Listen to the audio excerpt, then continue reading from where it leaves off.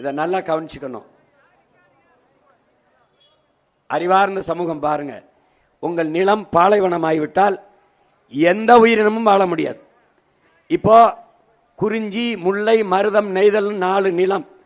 5வது நிலம் தான் பாலைவனம். அந்த பாலைவனம் இயற்கை நிலம் இல்லை.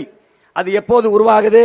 முல்லையும் குறிஞ்சியும் முறைமையில் திரியின் நிலம் நடுக்குற்று நல் இயல்பு இழந்து பானைகளும் படிமம் கொள்ளும் என்று 2000 ஆண்டுகளுக்கு முன்பு நம்முடைய மூதாதை இளங்கவடிகள் சிலப்பதிகாரத்திலே பாடுகிறார்.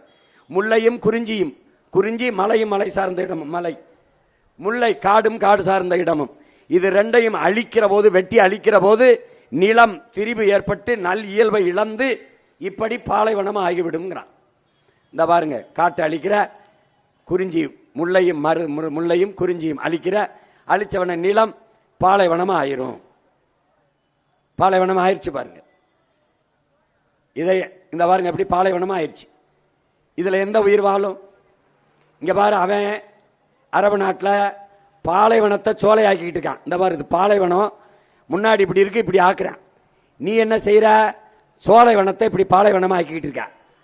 அவன் பாலைவனத்தை சோலையா மாத்திக்கிட்டு இருக்கான், நீ சோலையா இருந்ததை பாலையா மாத்திக்கிட்டு இருக்க. பாரு எப்படி வெட்டி தின்றுக்கா பாரு. என்ன பண்ணலாம்? ஒரு நாள் இந்த பொக்கரன்லே தூக்கிட்டு போய் அதுக்குள்ளே போட்டு மூடி இவங்களை முடிக்கலைன்னா வழியே கிடையாது. நீ சொல்லுவீல்ல, சீமான் எப்படி இந்த கடன் எல்லாம் கட்டுவ? இவங்கள தான் பச்சை மட்டை வச்சு வெளுத்து இந்த காசு பூரா வாங்கி கட்டுவேன். பாரு, கட்டுறேன் பாரு, இப்படி கட்டுறேன் பாரு.